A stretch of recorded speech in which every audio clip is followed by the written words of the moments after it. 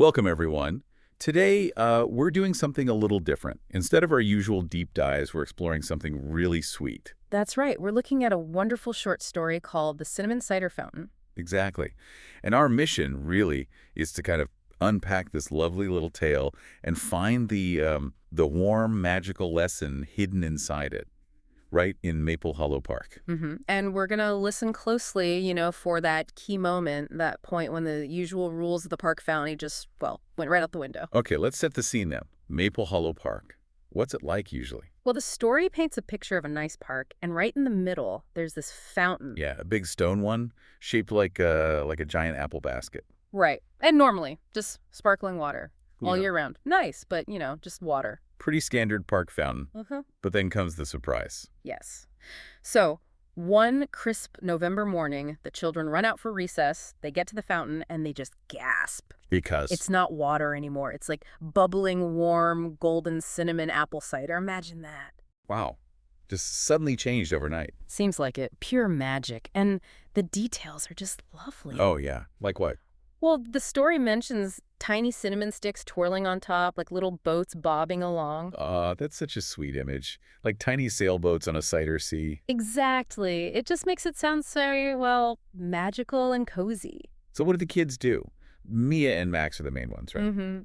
Mia just laughed, like out of pure delight. And Max, he sniffed the air. And what did he say? He said, "It smells like Grandma's kitchen," which is just perfect, isn't it? That warm, cozy smell. It really is. Takes you right there. But then came the really amazing part. Oh, the payoff, yes. Tell us about the Gilugilastash. Right. So there's the sound, G-L-G-L-E, splash, and suddenly a big red apple, drizzled with caramel, rolls right out of the fountain. No way. Just popped out. Just rolled right out, landing straight into Max's hands. Oh, my goodness. What did Max say then?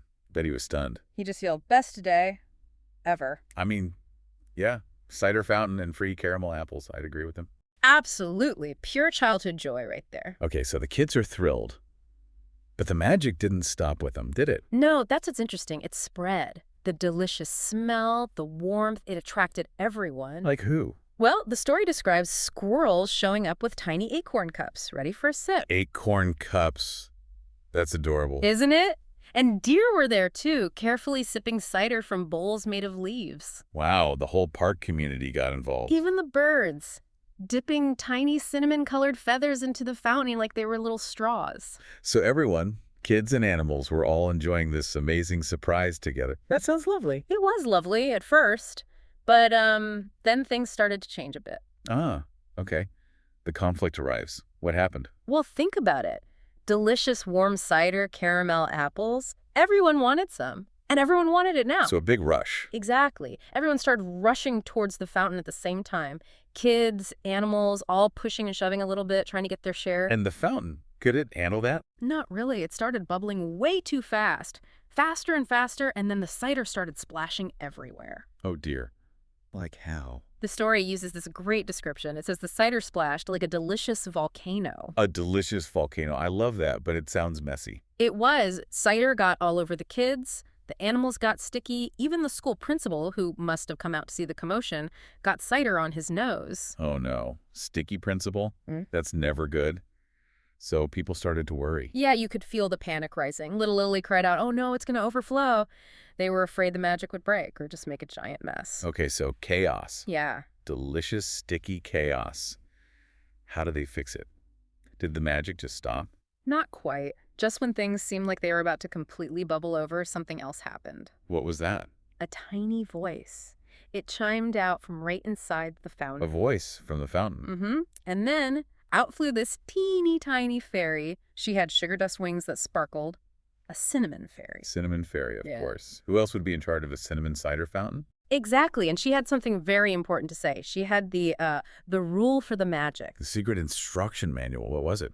She said very clearly, "Only kindness keeps the cider flowing smoothly." Kindness. Okay, so not a magic spell or a special button, just kindness. Just kindness, and she explained why. What was her reasoning? How does kindness control cider flow? Well, she connected sharing and warmth, like emotional warmth, to the cider itself. She said, when you share warmth, sweetness grows. Ah, I see. Like being nice makes the magic happy. Sort of, but she also gave the flip side. But when everyone rushes, things get messy. So the rushing and the pushing, that was making the fountain go wild. That's the idea, the lesson there. And it's really the core of the story, isn't it? It's that rushing, being greedy, thinking only of yourself that causes chaos. But patience and kindness, sharing, that makes magical moments like the cider fountain even sweeter and keeps them going. Precisely. It wasn't about the fountain running out of cider. It was about the way everyone was trying to get it. That makes sense. Yeah. So did the kids and animals listen to the little cinnamon fairy? They did, almost immediately. It was like they just needed someone to point it out. So what did they do? How did they show kindness? Well, they stopped pushing right away. They started helping the little squirrels and birds sip first, making sure everyone got a turn. Taking turns. Yeah, that's important. And they helped wipe up the sticky drips around the fountain. And kids started offering their cups to others before taking a sip themselves. Oh, that's really nice. Sharing their cups. Yeah, it showed they understood. They weren't just wait or politely, they were actively being kind and helpful to each other. And did it work? Did the fountain calm down? It did. As soon as they started taking turns and helping each other, the crazy bubbling stopped. The fountain settled back down to a soft, cozy burble. A cozy burble. That sounds much better than a delicious volcano. Much better. The magic was back under control, nice and gentle. So the fairy must have been pleased. Oh, she was beaming. She smiled at everyone and said, "You have warm hearts and warm cider."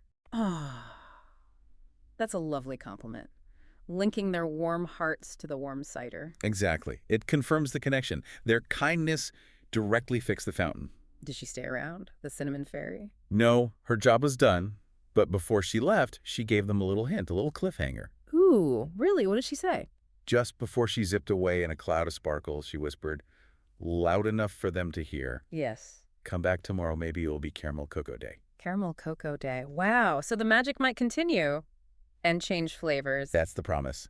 If they keep being kind and sharing, who knows what wonderful things the fountain might do next. That is such a fantastic ending. Leaves you wondering. It does. And it really cemented the lesson. From that day on, the story says, Maple Hollow's fountain wasn't just about water anymore. What was it about? It was about warmth and sweetness, and most importantly, those shared smiles that came from taking turns and being kind. So wrapping this up, that central takeaway is pretty clear, isn't it?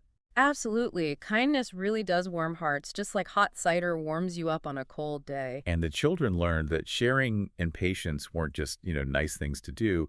They were actually needed for the magic to keep happening. They were essential. The magic depended on their good behavior, on their cooperation. Which is a great thought for all of us, really. Maybe you listening can think about that today. How can you choose patience or a bit of kindness? How can that help keep things flowing smoothly in your own day? It applies to so many things, big and small, taking turns on the playground, sharing toys, even just waiting patiently in line. Yeah. And here's a final thought to leave you with. If patience and sharing could turn a regular water fountain into a magical cinnamon cider, or maybe even caramel cocoa. Ooh, caramel cocoa sounds good. Doesn't it? Well, what other amazing, unexpected magic could happen in your world if you remember to take turns and share tomorrow? What sweetness might bubble up? That's a wonderful question to ponder.